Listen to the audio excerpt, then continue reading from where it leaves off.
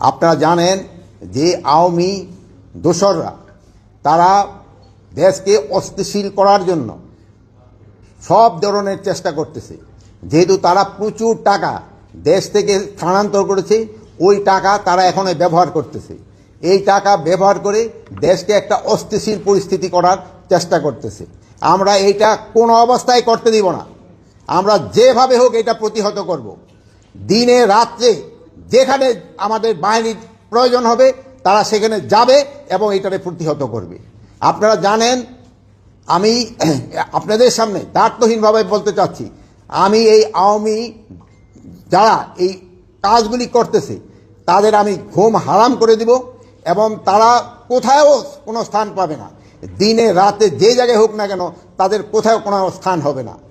আর একটা আমি আপনাদের কাছে দায়িত্বহীনভাবে বলতেছি যে আমার বাহিনীকে আমি ইনস্ট্রাকশন দিয়েছি, তারা তাদের টহল কার্যক্রম আরও বৃদ্ধি করবে। আগামীকাল থেকে যেন কোথাও কোনো কিছু না ঘটে এই জন্য তারা ব্যবস্থা নেবে। এবং এই আমি বাহিনীর সবাইকে আমি এই ইনস্ট্রাকশন দিয়েছি এবং তারা এইটা ভালোভাবে কার্যকর করবে। এবং তারা যদি ভালোভাবে কার্যকর করতে না পারে তবে তাদের বিরুদ্ধে আমি একটা অ্যাকশন নেব।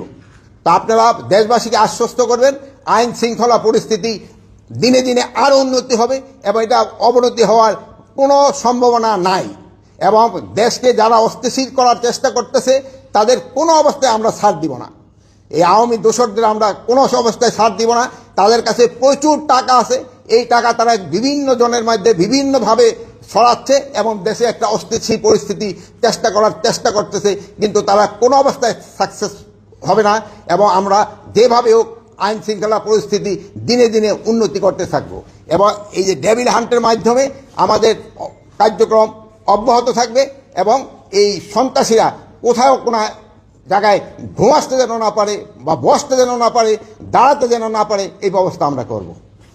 মাননীয় উপদেষ্টা, আমাদের শেষ হয়েছে, আমরা প্রশ্ন করবো। হ্যাঁ, বলেন। আচ্ছা, আপনি জানেন কি আজকেও দুটি ছিনতাইয়ের ঘটনা ঘটেছে এবং একজনকে একেবারে ওপেন ভাবে 4টি গুলি করে তার থেকে 160 ভরি স্বর্ণ ছিনতাই করার ঘটনা ঘটেছে। এগুলোর পেছনে কি আপনি সে আওয়ামী দোসরদেরই দেখছেন না অন্য কেউ এই সুযোগটি নিয়ে এই কাজটি করছে, কি মনে করছেন? এইটা এই দোসরটাই বেশি জড়িত। এইটা এলাকাটা হলো বনশ্রী এলাকা, যে এই ঘটনাটা ঘটছে এটা আমার নজরে আছে। এখানে ওই জায়গায় যে আমার আইন শৃঙ্খলা বাহিনীর যারা লোক আছে, আমি তাদেরও যদি কোনো গাফিলতি থাকে আমি তাদেরও আইনের আওতায় আনবো। এই মুহূর্তে 2টি ডিবি টিম মতিঝিল বিভাগ কাজ করতেছে স্যার। আমি আইন শৃঙ্খলা পরিস্থিতি যেন উন্নতি হয় আমি এই ব্যবস্থা করতেছি এবং এই আইন শৃঙ্খলা পরিস্থিতি আগের থেকে অনেক উন্নতি হয়েছে এবং এটা আরো উন্নতি হতে থাকবে। ডেভিল হান্টের অপারেশনের পর থেকে এখন পর্যন্ত প্রায় 8,500 কিলো গ্রেপ্তার হয়েছে আমরা দেখেছি।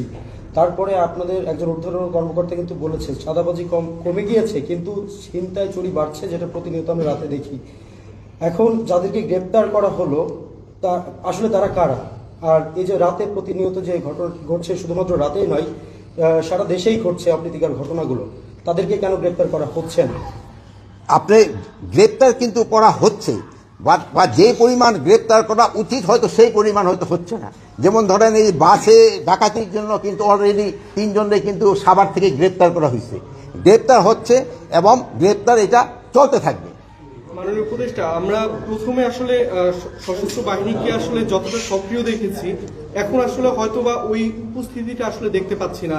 যে সেনাবাহিনীর প্রথম দিকে যে অভিযানগুলো ছিল, বিশেষ করে পরে নতুন সরকার আসার পরে শুরুর দিকে যে অভিযানগুলো ছিল, এখন আসলে এই মানে ব্যবধানটা কেন? আসলে এটার সাথে একটু যোগ করতে চাই, রাজুকে যেটা উত্থাপন করা হয়েছে আপনার পদত্যাগের সাথে, বলা হচ্ছে যে সেনাবাহিনীর যে ম্যাজিস্ট্রেসি পাওয়ার দেওয়া হয়েছে সেটা কি মানে পুরোপুরি কাজ করছে কিনা তারা জানতে চেয়েছেন। আমরাও একটু জানতে চাই সেটা আসলে কাজ করছে কিনা, সেটা কিভাবে কাজ করছে, কোন স্তরে কাজ করছে।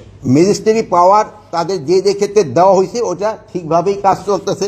এই যে দেখেন সেনাবাহিনীর অফিসারও কিন্তু এখানে আছে, তারাও কাজ করে যাচ্ছে, তারাও কাজ করছে, সবাই কাজ করতেছে দেখেই কিন্তু আমরা একটু আগের থেকে পরিস্থিতি একটু ভালোর দিকে গেছে। এটা আরো ভালোর দিকে যেন যায় আমরা চেষ্টা করব এবং আমি এই ব্যাপারে আপনাদেরও একটু সহযোগিতা চাই। আপনারা কিন্তু সব ব্যাপারে আমাদের সহযোগিতা করে যাচ্ছেন, ভবিষ্যতে আপনারা আমাদের সহযোগিতা করতে যাবেন। যেমন আপনি এই বিদেশি প্রচার মাধ্যমে আমাদের সম্বন্ধে অনেক কিছু আজে বাজে লিখত, আপনারা কিন্তু এটা প্রতিবাদ করে এবং সঠিক সংবাদ দিয়ে কিন্তু আপনারা দেশকে বাঁচিয়েছেন এবং আমাদেরও উপকার করছেন।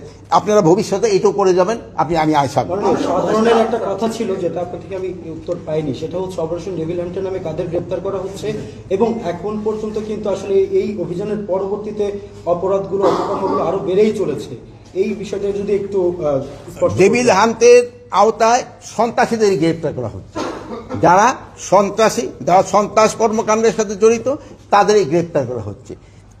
এখন এই যে দু একটা ঘটনা ঘটছে, এটা যেন কোনো একটা ঘটনা যেন না ঘটে, এই জন্য আমরা ব্যবস্থা নেব। শুরু থেকে আমরা বিভিন্ন ছিনতাইয়ের ঘটনা যা দেখেছি যে মোটরসাইকেলে করে 3 জন বা 2 জন মিলে এসে তারা 3-4টি মোটরসাইকেল করে নিয়ে এসে ছিনতাই কাজটি করছে। তো এই মোটরসাইকেলে একাধিক ব্যক্তি চলাচলের ব্যাপারে এ ধরনের আলাদা কোনো নির্দেশনা কি আপনারা চিন্তা করছেন, দেবেন কিনা?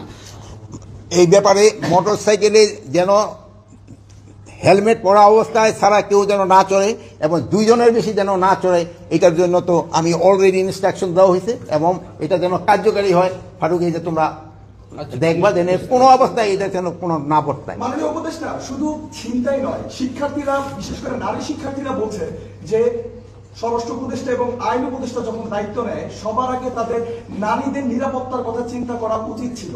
যে হারে ধর্ষণের সংখ্যা বেড়ে চলছে, তারা এটা নিয়ে উদ্বিগ্ন এবং তারা বলছেন যে স্বরাষ্ট্র এবং আইন মন্ত্রণালয় থেকে তেমন কোনো উদ্যোগ নেওয়া হয়নি। কি বলবেন তাদের উদ্দেশ্যে? আর তাদের উদ্দেশ্যে বলবো, আমার মা বোনদের ভয়ের কোনো কারণ নেই। তাদের ব্যাপারে আমরা সবসময় কনসার্ন এবং তাদের কোনো ধরনের যেন কোনো রকমের সমস্যা করতে না হয়, এরপরে আমরা সবসময় সজাগ আছি এবং আইন শৃঙ্খলা বাহিনীও এই ব্যাপারে সবসময় সজাগ আছে।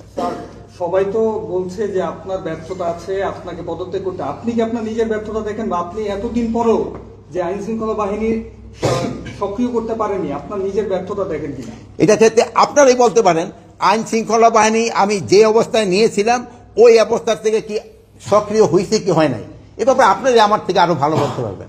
আমি কি অবস্থায় আইন শৃঙ্খলা বাহিনী ঢুকতে নিয়েছিলাম এটা জানেন। যে সময় আমি ঢুকতে পারিনি আইন শৃঙ্খলা বাহিনীর কাছে, আপনার পুলিশের অবস্থা কী ছিল, আনসারের অবস্থা কী ছিল, ওই অবস্থার থেকে কি উন্নতি হয়েছে কি হয়েছে না, এই ব্যাপারে আমি আপনাদের উপরে এই বিচার ছেড়ে দিলাম। আর আমি চোর সন্ত্রাসী এদের জন্য সবসময় এই ডেভিল হান্ট থাক বা যাই থাক না কেন, তাদের জন্য কঠোর ব্যবস্থা সবসময় নেওয়া হবে। সবসময় বলা হচ্ছে যে আসলে আপনারা যথেষ্ট চেষ্টা করছেন আর কি দেশের আইন শৃঙ্খলা বাহিনীকে আসলে ঠিক করার জন্য, কিন্তু প্রতিনিয়ত যে ঘটনাগুলো ঘটছে, হওয়া উচিত ছিল যে যারা এই খারাপ কাজগুলো করছে বা যারা ছিনতাই করছে তারা আসলে ভয় পাওয়ার কথা ছিল, কিন্তু তারা হচ্ছে প্রতিনিয়ত কিন্তু তারা সীমা লঙ্ঘন করে যাচ্ছে, প্রতিনিয়ত ঘটনার তীব্রতা বাড়ছে।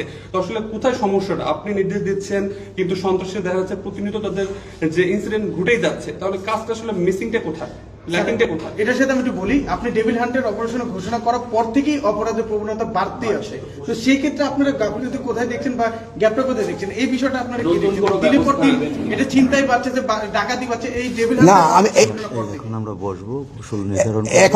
এখন আবার বসতেছি। আপনারা দেখছেন যে আমি আইন শৃঙ্খলা বাহিনীর উদ্বোধন কর্মকর্তাকে আমি দেখেছি এবং এই ব্যাপারে আমি এখন কিভাবে কি করা যায় এটা এখন আমরা নির্ধারণ করব।